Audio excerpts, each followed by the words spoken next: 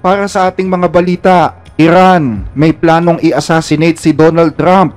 Dahil dito, US magdedeklara ng giyera laban sa Iran. At nakapaninindig balahibong torture video ng mga Hamas sa mga kapwa nila Muslim, inilabas ng IDF.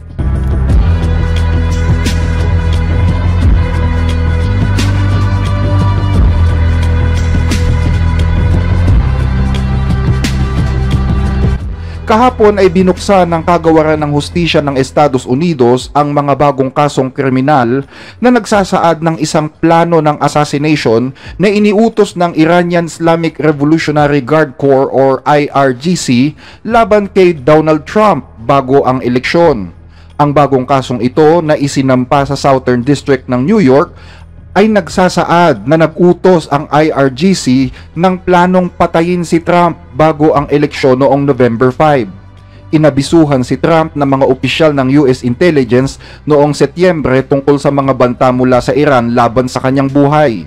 Yan ay ayon sa kumpirmasyon ng kanyang mga campaign officials. Sinabi ni na Pangulong Joe Biden at Secretary of the State Antony Blinken sa Fox News noong Oktubre na itinuturing nilang pangunahing issue sa pambansang seguridad ang anumang banta laban kay President-elect Donald Trump. Sinabi nila na kung ang IRGC ng Iran ay magtangkang saktan si Trump, tutugon ang Estados Unidos gamit ang puwersang militar at ituturing anya na isang akto ng digmaan.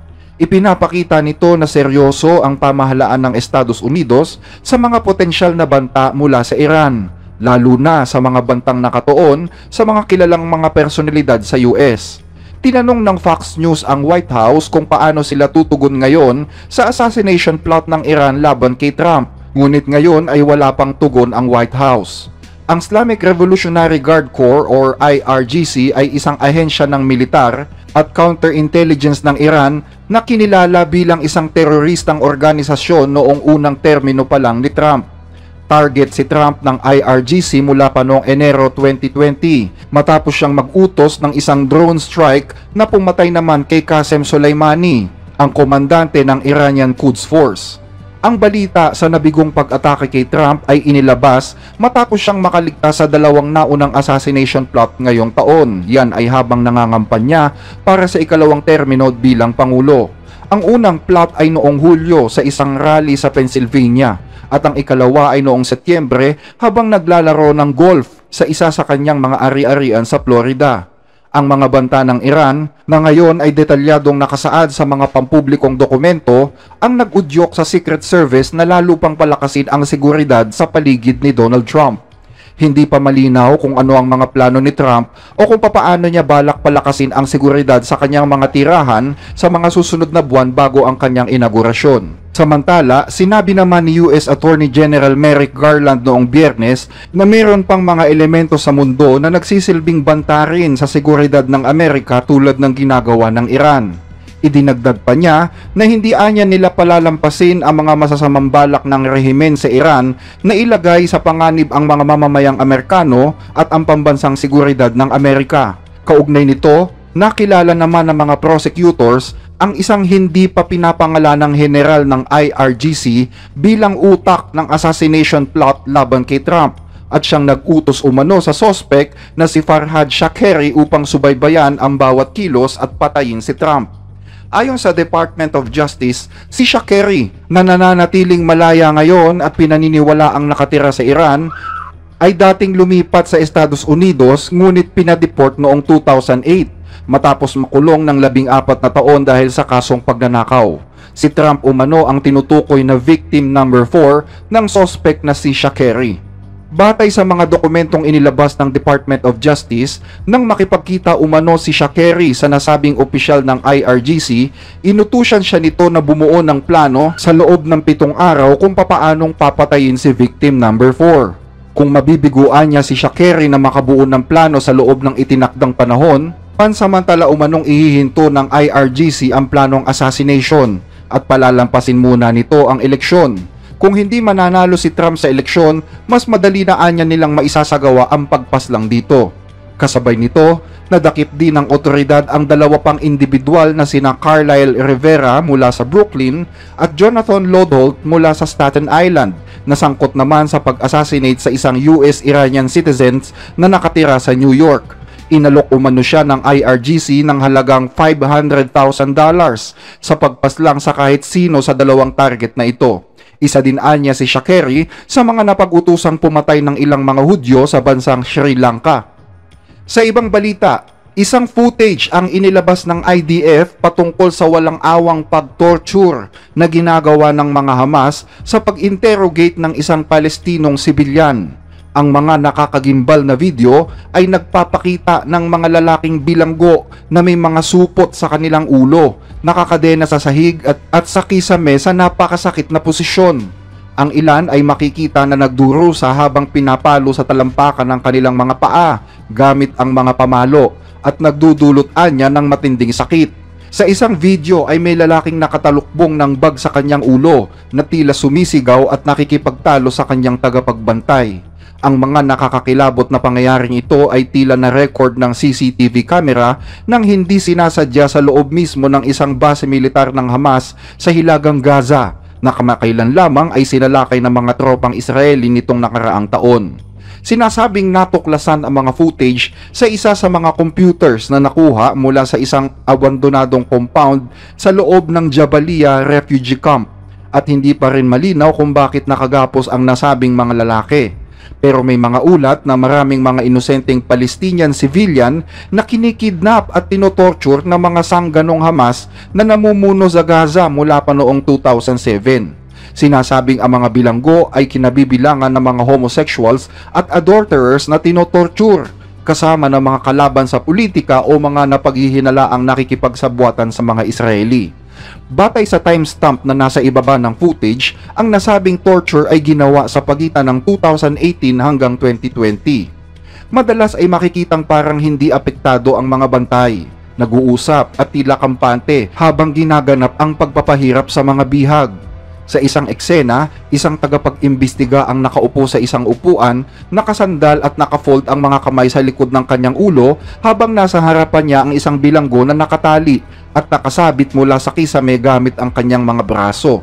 Isa pang video ang nagpakita naman ng isang lalaking may pulang sako sa ulo, nakatali sa isang posisyon na mahirap para sa kanya na tanging isang paa na lamang ang nakatapak sa sahig. Makikita na isang bilanggo din ang sinasakal din ng isang lalaki. Ayon sa isang mataas na opisyal mula sa Israeli military, nakita ng IDF ang mga CCTV na ito noong Marso. Inabot umano ng ilang buwan bago ito ipinroseso. Ayon sa ulat, hindi pa sumasailalim sa mga independent investigators ang nasabing mga footage. Pero matagal nang binabalaan ng mga human rights group ang publiko na may mga pang-aabusong ginagawa ang mga Hamas laban sa mga sibilyan sa Gaza.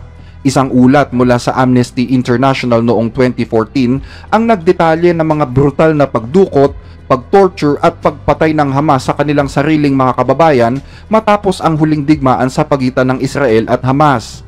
Marami sa kanila ay inakusahan ng pakikipagsabwatan sa Israel. Pinahirapan at pinatay din ng Hamas ang mga homosexual sa Gaza, kung saan ipinagbabawal ang third sex o LGBT. Marami sa kanila ang nagsaalang-alang ng kanilang buhay para lamang makatawid sa border papuntang Israel or Egypt bago maganap ang giyera. Isang lalaking nagngangalang Abdul naman ang nagkwento sa Israeli media kung papaano siya nabuhay sa takot sa Gaza matapos matuklasan ng Hamas na siya ay isa palang homosexual. Paulit-ulit umano siyang pinahirapan bago siya tumakas patungong Egypt.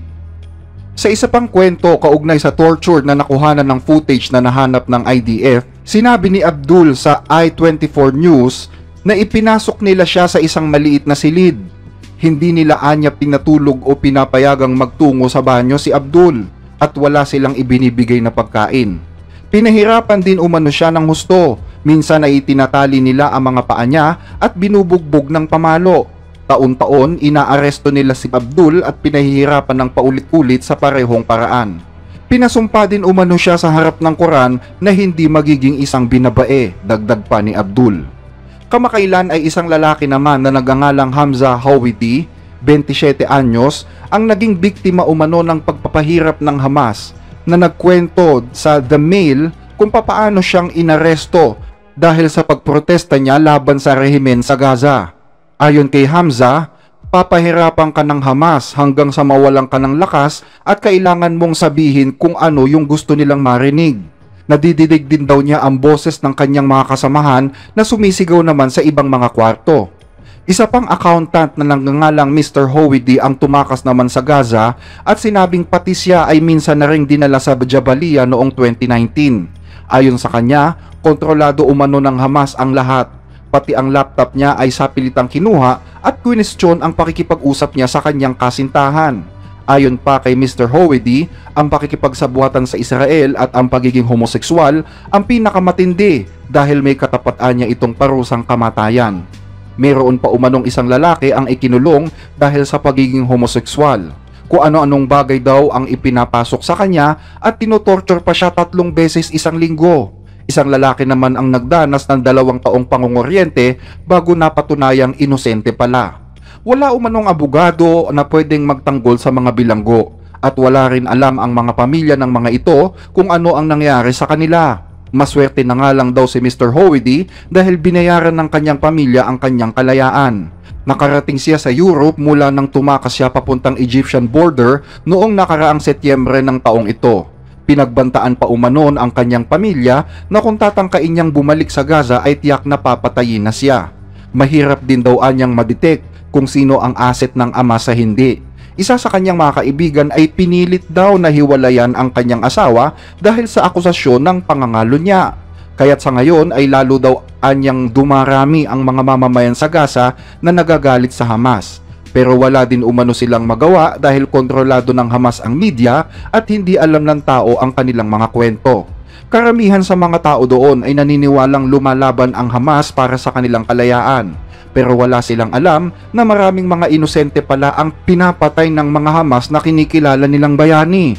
Isang opisyal din ng Israeli intelligence ang nagsabi na ang leader ng Hamas na si Sinwar ay obsessed sa pagdakip ng mga taong pinaghihilala ang nakikipagsabuatan sa Israel. At sa pagtorture ay karaniwan nilang tinutunaw ang plastic sa balat ng biktima o kaya'y kinukuryente ito. Madalas ay kinakaladkad din sila habang nakatali sa sasakyan hanggang sa sila ay mamatay. At ang matindi paan niya ay hindi pinapayagan ang pamilya na bigyan sila ng maayos na libing at sa halip ay nilalagyan ang mga bangkay ng palatandaan na sila ay nakipagsabuatan sa Israel. Ayon sa Palestinian na si Ahmed Fawad Al-Khatib, miyembro ng Atlantic Council na nakabase sa US, ang torture ay pangunahing paraan ng pamumuno ng Hamas upang mapanatili ang mga tao sa kanilang kamay at takutin ang iba na nag-iisip magsalita laban sa kanila.